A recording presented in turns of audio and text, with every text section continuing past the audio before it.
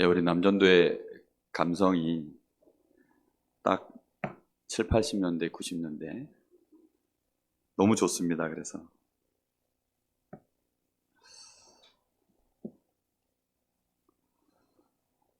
오늘 우리가 부활절을 통해서 새벽부터 말씀을 받고 있습니다. 우리 주님께서 이루신 고난과 부활, 그것은 사실 예수님의 입장에서 봤을 때는 이제 예수님이 하실 일이고, 제자들에게 직접적으로 예수님이 당하신 고난과 이 부활의 능력이 이제 제자들에게 직접적으로 이게 전달되어지는 진짜 축복을 예수님이 말씀하셨습니다. 그게 바로 성령을 받으라는 것입니다. 그래서 예수님은 이 한마디를 받을 자, 이 한마디를 제자들이 받을 수 있는 언약을 전달하시려고 사실은 앞에 있었던 고난과 부활을 다 이루신 것입니다. 그렇게 봐도 과언이 아닐 정도예요. 왜냐하면 예수님 편에서는 우리의 죄를 끝내고 또 부활하셔서 예수님이 그리스도의 일을 완성하심으로 말미암아 하나님을 만나고 하나님의 자녀가 되어지고 우리에게 부활의 이 어마어마한 첫 열매가 되셔서 우리에게 모델도 되시고 증거도 보여주셨지만, 정작 제자들에게는 아직까지는 그래서 뭐 어떻게 하란 말입니까? 이 상황이거든요. 무슨 말인지 이해됐습니까? 이게 굉장히 중요한 얘기예요. 그러면 예수님은 왜 이렇게까지 이런 과정들을 하셔서 우리에게 성령 충만을 받으라고 그렇게 말씀을 하십니까? 그것은 하나님이 우리 사람을 창조하신 우리 원래 인간의 모습하고 아주 직접적인 연관이 있기 때문입니다. 우리 사람은 하나님의 형상으로 만들어졌어요. 그래서 제가 주일학교에도 이런 메시지를 자주 하고 있는데, 우리 사람의 영은 천사도 있고 영적인 존재가 천사도 있고 하나님도 있습니다.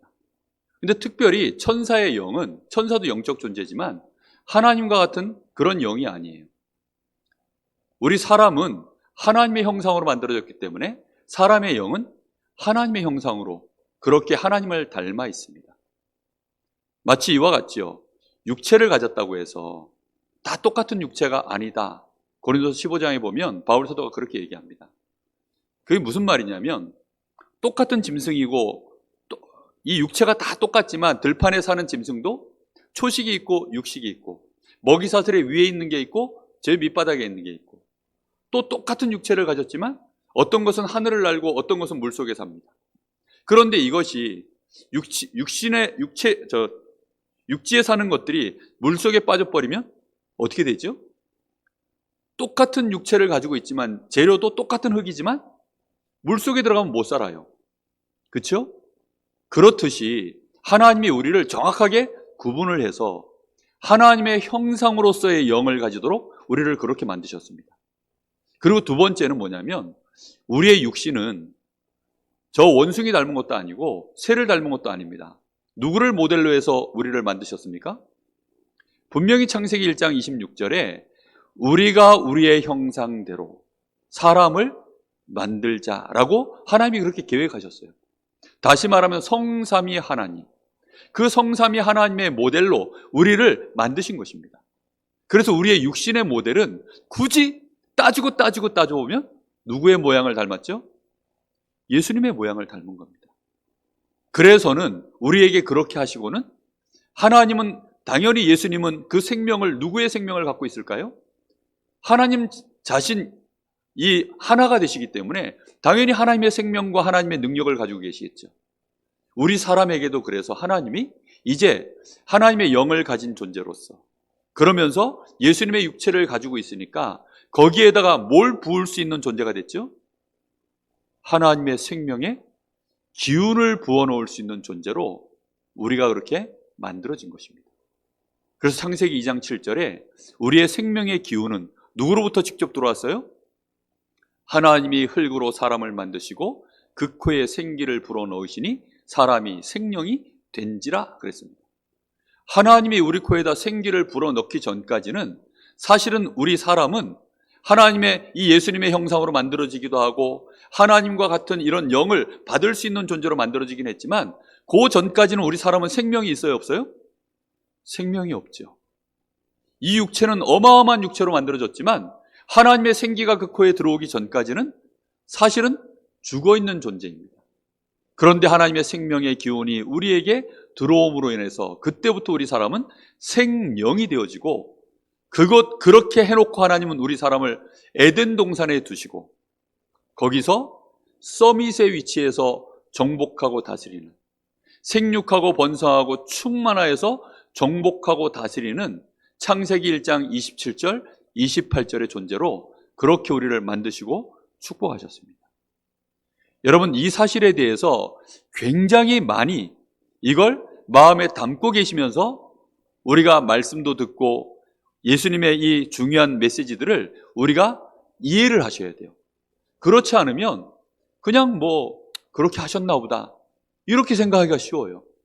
그냥 좋은 게 좋은 거니까 우리한테 성령 받으라고 했나 보다. 단순히 그런 게 아닙니다. 하나님은 이유 없이, 원인과 결과 없이, 계획 없이 그냥 막 이렇게 진행하시는 분이 절대 아니세요.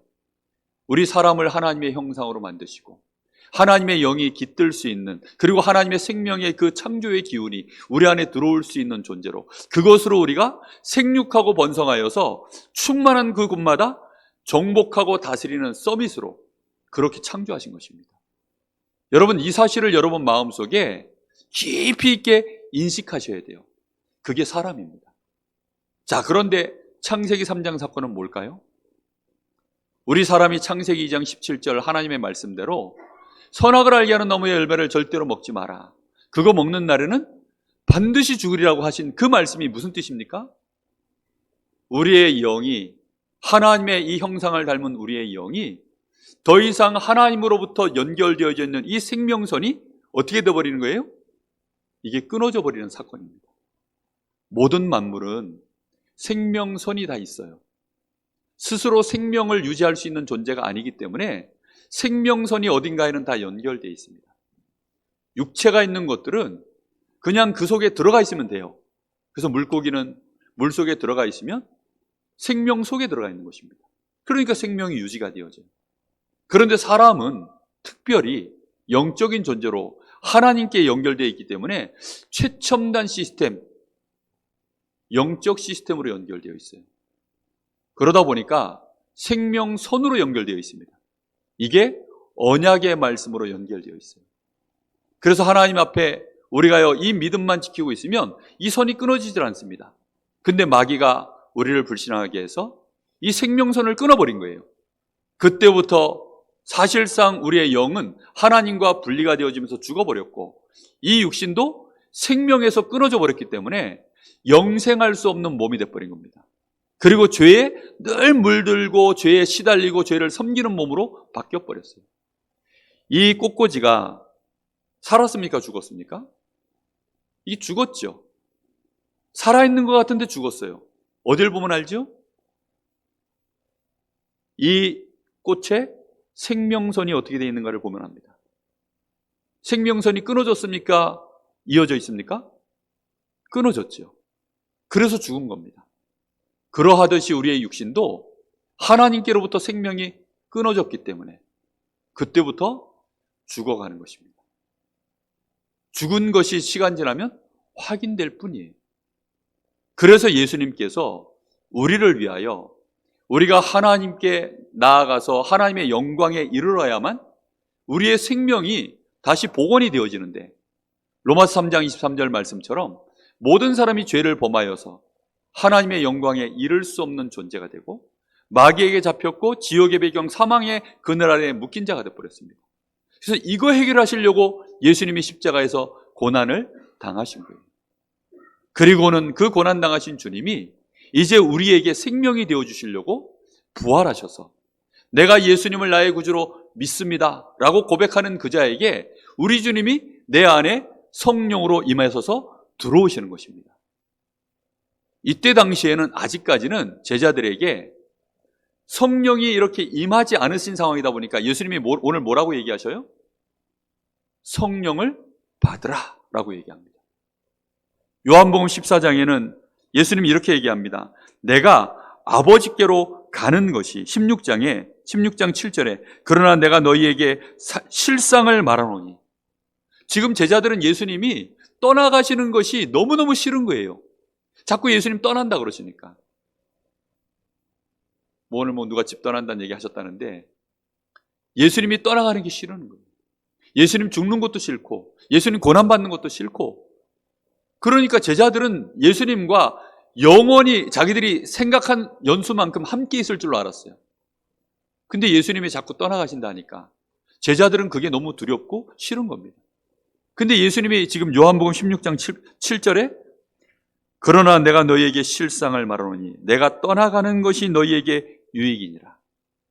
내가 떠나가지 아니하면 보혜사가 너희에게로 오시지 아니할 것이요 내가 떠나가면 내가 그를 너희에게로 보내리니. 이렇게 말씀합니다.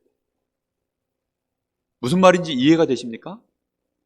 여러분, 우리가요 성령을 받고 그 성령의 충만함을 내가 실제로 누리는 이 권능이 나에게 임하지 않으면 이런 거와 똑같아요. 내가 돈을 다 지불했는데 물건이 안 오는 것과 똑같아요. 내가 돈을 다 지불했어요. 평생 수고하고 노력해서 내가 다 노력해서 내가 값을 치렀습니다. 그런데 그래서 내가 집을 샀는데 그 집 열쇠를 내가 못 받은 거하고 똑같은 거예요. 지금 예수님이 우리에게 약속하신 성령은 그런 의미로 말씀하신 것입니다. 실상이 뭐냐? 내가 이제 너희를 위해서 성령을 너희들이 이제 다시 받을 수 있는, 다시 말하면 하나님의 그 생기가, 그 생명의 영, 그 성령이, 그 권능의 영, 너희를 생육하고 번성하고 충만케 만들어서 정복하고 다스릴 자로 만들 그 서밋이 되어지는 그 에너지, 그게 너희에게 임하는 보혜사, 그게 임하도록 내가 아버지께로 가서 너희에게 보낼 거야. 그 길을 예수님이 열어놓고 지금 말씀하시는 것입니다. 그래서 사도행전 1장에도 보면 몇 날이 못되어 너희가 요한이 침례를 베풀었던 것처럼 너희도 성령의 침례를 받으리라. 그러면서 아버지의 약속하신 이 성령이 너희에게 임할 때까지는 예루살렘을 떠나지 마라. 그리고는 제자들에게 성령 충만을 받는 기도 속에서 기다리도록 그렇게 예수님이요 신신당부를 하시죠. 예수님의 부활은 최종적인 우리에게 축복 중에 축복이 뭐냐면 성령 충만입니다. 무슨 말인지 이해되셨습니까? 여러분, 이 축복을 진짜 누리셔야 돼요. 그래서 구약시대의 렘넌트 7명을 보고 있으면 요셉도 결국은 그가 누렸던 축복의 최종 형태가 뭐지요? 여호와께서 요셉과 어떻게 했습니까? 함께 하심으로. 이 다윗이 이 사무엘에게 기름을 받고 나니까 그때로부터 사무엘상 16장 13절에 보니까 그때로부터 이 다윗에게 여호와의 신이 어떻게 됐다고요? 충만해지니라. 바로왕이 이 요셉을 볼 때 여호와의 신에 이만큼 충만한 자를 내가 어디 가서 또 찾을 수 있겠느냐. 여러분, 성령 충만을 받으라. 이 말은 보통 메시지가 아닙니다. 이것은 내가 하나님 자녀로 내가 이 땅에 사는 동안에 부활의 소망을 가진 자로서 그리스도의 내가 증인이 되기 위한 절대적인 하나님의 약속이고 반드시 우리가 가지고 있어야 되는 비밀입니다. 이걸 못 누리시면 목사도 소용없고 장로도 소용없어요. 이걸 못 누리면 모태신앙도 소용없고 천하 없는 사람도 소용이 없습니다. 그래서 이 축복을 여러분 지금부터 구하셔야 돼요. 혼자 있는 시간에 틈이 날 때마다 성령의 충만함을 부어주십시오. 성령으로 인도해 주십시오. 성령께서 깨닫게 해주십시오. 성령께서 이기게 해주십시오. 성령께서 나를 보호해 주십시오. 보혜사잖아요. 보혜사. 보호자가 되시고 우리에게 은혜를 베푸시고 우리를 가르치시는 분. 이게 성령의 주 업무를 지금 얘기한 겁니다. 어디로부터 우리를 보호할까요? 연약한 우리가 죄 때문에 넘어지고 사단이 우리를 공격하고 세상의 저주와 재앙들이 우리를 덮쳐올 때에 거기로부터 우리를 능히 하나님의 나라에 이르기까지 우리가 그리스도의 증인이 되어지는 데 있어서 멸망당하지 않고 오히려 우겨싸이는데 우겨싸임을 당하지 않는 그런 축복된 증인으로 우리를 보호하시는 보호자, 그리고 우리를 법 아래 있지 아니하고 끊임없이 은혜 아래 있도록 만드는 생명의 성령의 법이 너희를 죄와 사망의 법에서 해방하였느니라. 이 성령이 우리 안에 임해 있는 동안에 우리에게 적용되어지는 법은 은혜의 법이에요. 성령이 내 안에 계셔서 말할 수 없는 탄식으로 하나님 앞에 우리의 연약함을 돕는 기도를 계속 하신다 그랬습니다. 그래서 우리는 연약해도 이 은혜의 법이 주의 성령으로 말미암아 우리에게요 계속 임하는 거예요. 그래서 성령 충만 받으면 복음의 사람이 됩니다. 사상도 색깔도 복음의 사람이 되죠. 내가 악령 충만 받으면 어떤 사람 되는 줄 아세요? 율법의 사람, 윤리의 사람. 막 이 자잘못을 따져가지고 정죄하고 힘들게 만들고, 그렇게 해서는 반드시 그 사람의 죄가를 물어서는, 끝까지 추적해서는 그 사람의 이 죄를 대가를 치르도록 만드는 그런 사람 되어집니다. 오늘 우리 김동호 장로님이 식당 얘기를 하셨는데, 그 얘기를 듣고 있는데 저도 불현듯 떠오르는 식당이 한 군데 있었습니다.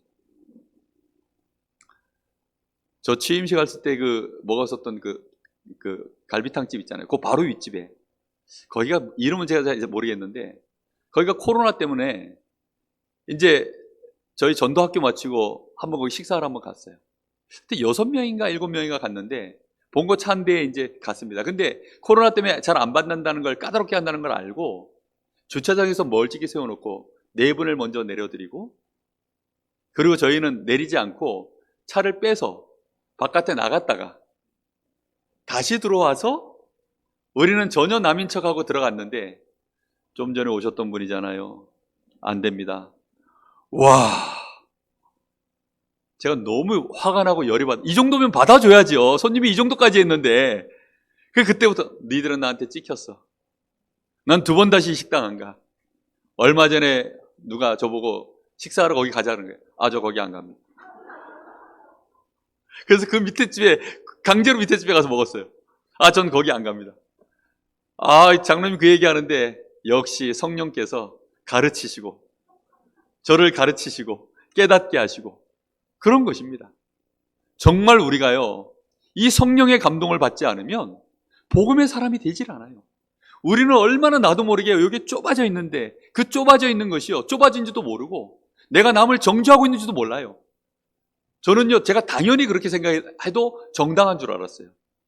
저 집은 나한테 찍혔어 이러면서, 하나님이 내가 복을 주면 내가 복 주는 자는 복 주고 저주하는 자 저주한다 그랬는데 혹시 응답되지 않을까? 막 속으로 그러면서 막 못 됐죠. 그죠? 아니, 그날 솔직히 너무 열받았어요. 진짜로. 왜냐하면 앞에 지금 우리 팀 들어가 있지. 이제 우리도 이제 들어가야 되는데 그걸 강제로 잘라서 못 들어가게 하는, 성의를 그만큼 보였으면 되지. 진짜. 야, 너무 약이 오르더라고요. 2번 다시 안 가기로 했는데 이제 가야 될 것 같습니다. 정말 우리는 성령의 충만과 감동을 안 받으면 별것도 아닌 일에 우리가 이렇게 걸려가지고 스트레스 받고 스트레스 주고 서로 정죄하고 서로 막 정죄받고, 우리는 나도 모르게 이렇게 된다니까요. 그래서 우리는 예배 속에서 성령의 감동을 받고 말씀 충만, 실제 성령 충만, 이것만이 우리가요 그리스도의 증인 되어지는 유일한 길입니다. 여러분, 그래서 예수님이 성령 충만 받으라. 전도서를 기록한 사람이 누굽니까? 솔로몬 아닙니까? 솔로몬. 근데 이 솔로몬, 저는요 솔로몬 이 전도서 3장 읽다가 정말 깜짝 놀랐어요. 왜냐하면 제가 한참 호흡과 생명, 여기에 많이 집중하면서 말씀을 보던 터라 전도서 3장을 읽고 있는데, 모든 것이 때가 있는데, 날 때가 있고 죽을 때가 있고 살릴 때가 있고 죽일 때가 있고 모을 때가 있고 흩을 때가 있고 막 쭉 얘기가 가다가 갑자기 19절에 이런 말이 나와요. 사람의 호흡이 짐승과 똑같아서 짐승이 당하는 고통을 사람도 똑같이 당하는구나. 저는 그 말씀을 듣는데 아니 이 호흡이 왜 짐승의 호흡이나 사람의 호흡이랑 그 전까지는 저는요, 요 콧구멍 기능이 똑같잖아요. 숨 쉬는 구멍, 냄새 맡는 구멍, 이 똑같잖아요. 아멘? 진짜 아멘입니까? 예, 아멘 하셔도 돼요. 근데 이제 이후로는 아멘 하시면 안 됩니다. 우리의 콧구멍은 하나님이 처음에 첫 기능을 뭘로 쓰셨어요? 창세기 2장 7절, 생기를 그 코에 불어넣으시는 구멍으로 쓰신 것입니다. 혹시 냄새를 잘 못 맡아도 이 구멍으로 성령 충만이 들어간다면 최고의 코의 기능인 줄로 믿습니다. 우리는 개코가 아니에요. 돼지코가 아닙니다. 이 코로는 하나님이 우리에게 생명의 기운을 불어넣는 기능이 있는 코로 그렇게 만드셨어요. 그래서 이 호흡이 코로 내가 들이마실 때마다 누구를 인식해야 됩니까? 나는 하나님의 형상, 그리스도로 말미암아 하나님의 자녀가 됐고 하나님의 성령이 이제 받으라 하셨는데 그 성령을 내가 받고 내가 그 성령의 충만함을 받을 때에 하나님은 내가 숨쉬는 그 순간마다 성령이 내 안에 충만하게 임하도록 나를 축복하셨구나. 그래서 저는요, 제가 기도할 때 호흡을 편안하게 천천히 합니다. 그리고는 어떻게 기도하느냐면 이 코로, 전에는 그냥 막연히 숨을 쉬었어요. 그냥 숨 쉬는 거니까 숨 쉬는 거죠. 그러나 지금은 하나님의 생명의 기운, 하나님이 창조하신 그 창조의 이 기운들이 온 우주와 지금 이 대기 중에와 특히 주의 성령께서 내 안에도 계시지만 내 바깥에서도 충만하게 계시는데 그 충만한 기운이 내 속에 지금 이 시간 임하기를 원합니다. 성령을 받으라. 성령의 충만함을 마시라. 그래서 바울 사도는 아예 내가 성령을 마신다라고 고린도서 13장에 그렇게 말하고 있습니다. 성령을 마시는 거예요. 여러분,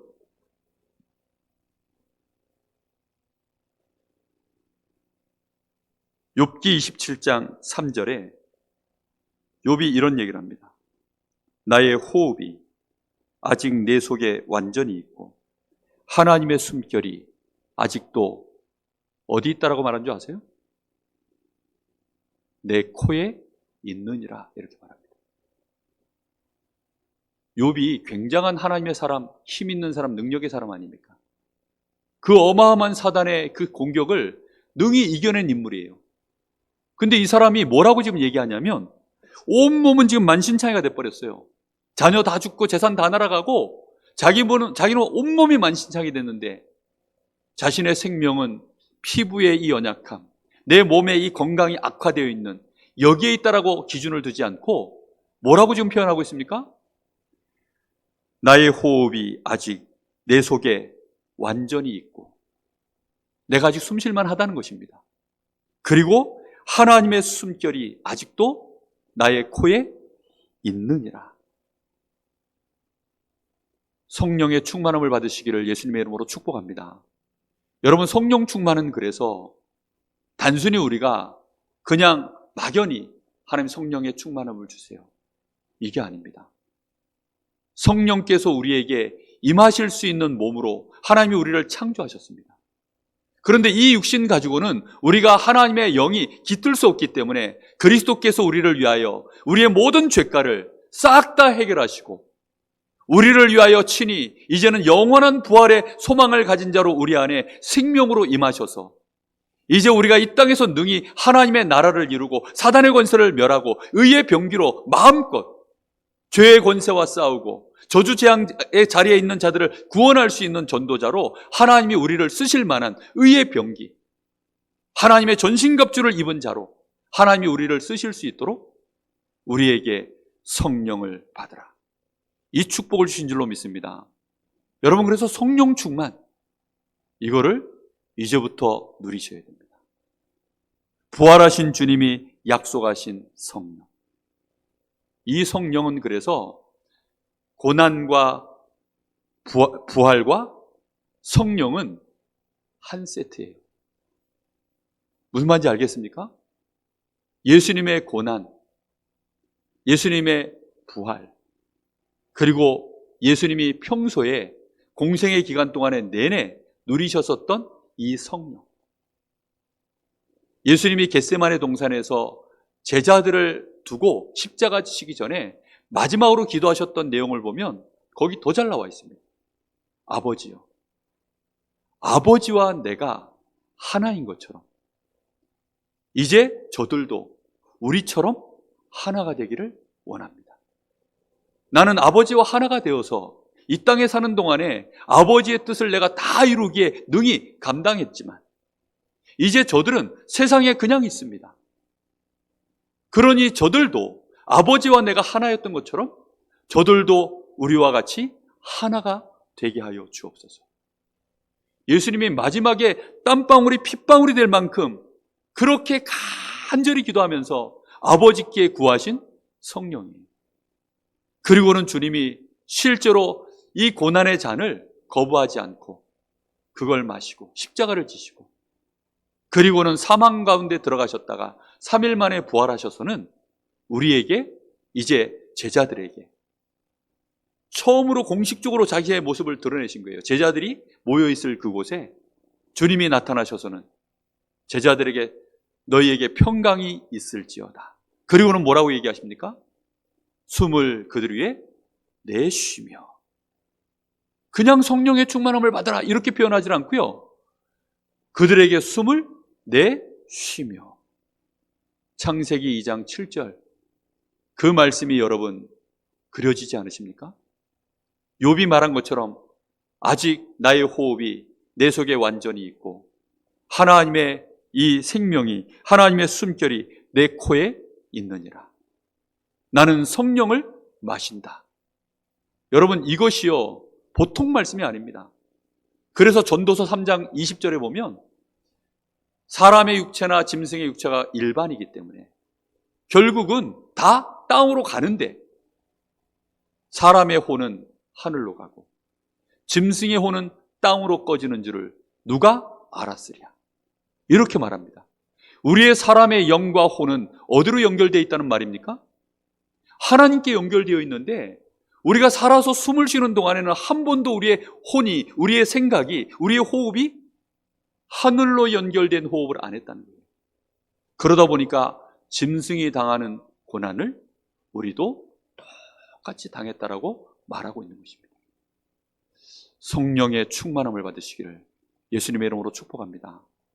여러분 숨 들이쉴 때마다 호흡을 잘하란 말이 아닙니다. 지금 호흡을 깊게 하고 대단하게 하고 막 엄청나게 연습하고 뭐 횡격막 뭐 어떻게 오르락내리락 하고 막 이런 거 지금 얘기하는 게 아니에요.